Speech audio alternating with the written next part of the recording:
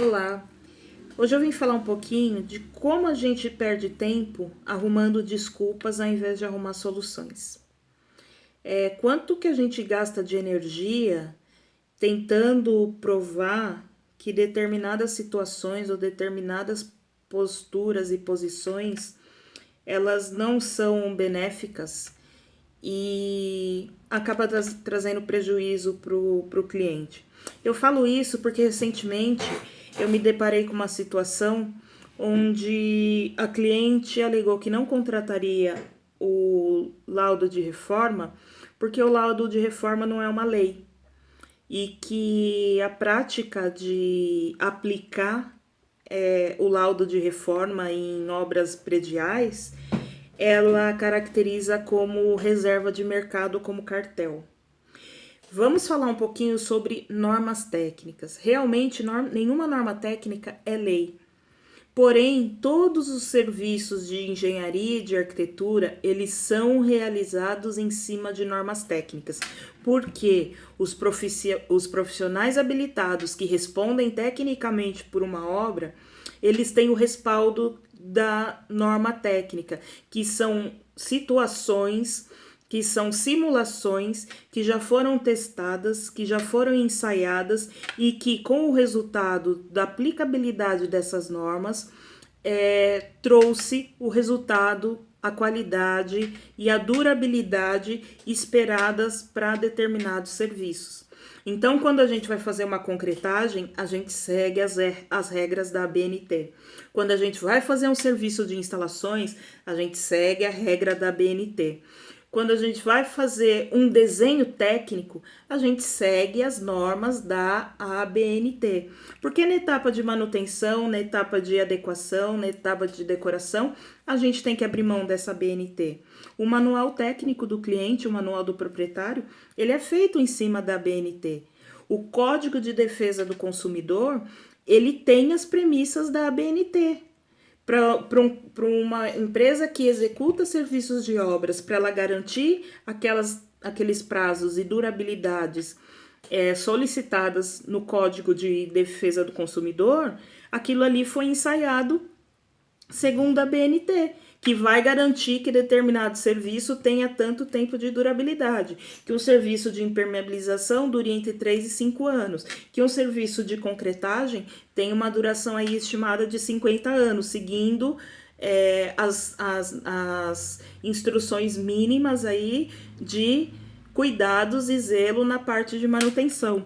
Então, por que na hora de aplicar um item que garante que profissionais e responsáveis atuem dentro de edificações, que comprometa itens de segurança, que façam demolições indevidas? Hoje a gente tem profissionais formados que alegam que não tem risco nenhum fazer furos, fazer rasgos, fazer aberturas em alvenarias estruturais. E quando você vai perguntar para esse profissional quantos metros de alvenaria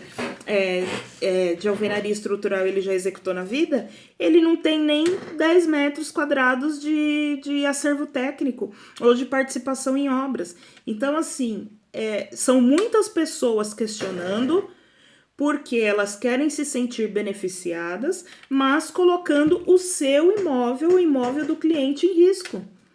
É muito comum, isso não é incomum, é muito comum você entrar em obras onde a pessoa está executando serviços de maneira irregular e fazendo serviço escondido.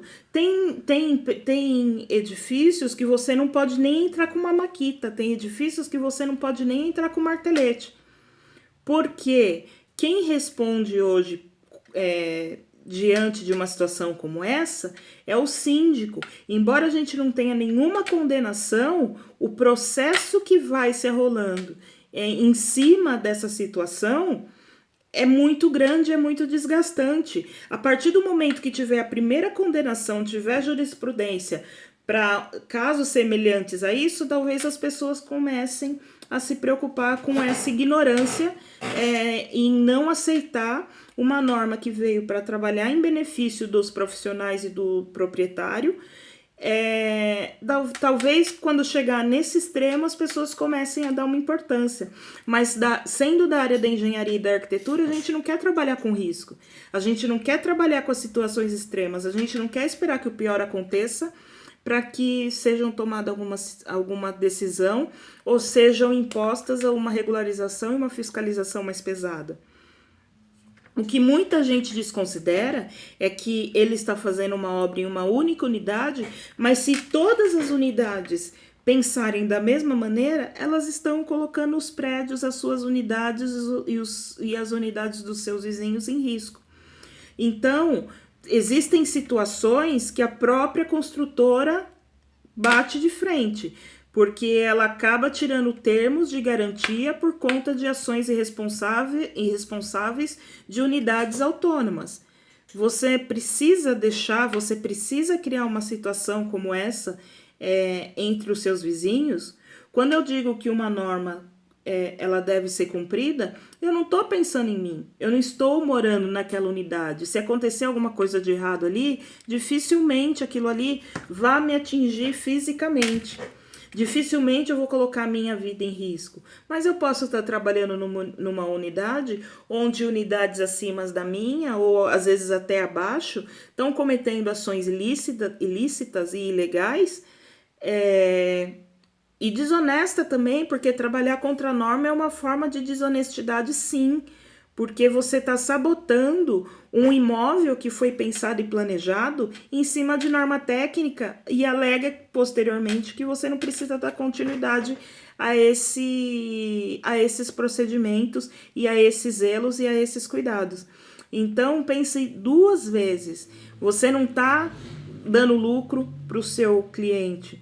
Você não está dando lucro para você está se respaldando de que as condições mínimas de segurança foram adotadas e que com isso nem o seu cliente, nem os vizinhos dele estão sendo lesados durante um processo de obra em uma das unidades. Ah, mas eu só vou fazer o revestimento, eu só preciso do RT e eu não preciso nem do acompanhamento. Não é você que define isso, cliente.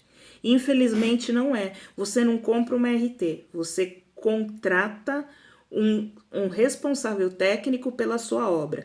E esse responsável técnico, ele vai emitir um documento, um cheque em branco, atestando que a sua obra está sendo executada de maneira adequada, seguindo as normas de segurança. Então, a mesma norma que você está dizendo que você não precisa seguir, você está se comprometendo a seguir. Olha a discrepância desse meio termo. Para umas coisas a norma serve, para outras não. Quando você vai cobrar a garantia da construtora, você está cobrando essas garantias baseadas em normas técnicas. Mas na hora que você precisa fazer uma reforma, você está pouco se importando com norma técnica, com a alegação de que norma não é lei. Norma não é lei, mas ela é sim a base de todo bom profissional, de todo bom calculista, de todo bom projetista, de todo bom executor, de todo bom planejador. A norma é o que norteia e é o que embasa os nossos serviços e as nossas atribuições.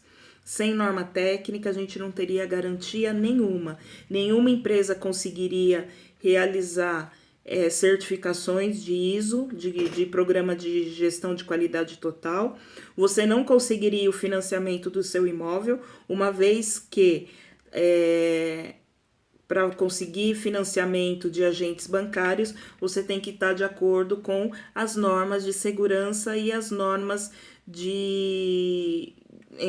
da parte ambiental, da parte de construção e da parte de responsabilidade social. Sem isso, você não consegue. Então, não diga que norma não serve para nada e muito menos que ela é uma reserva de mercado.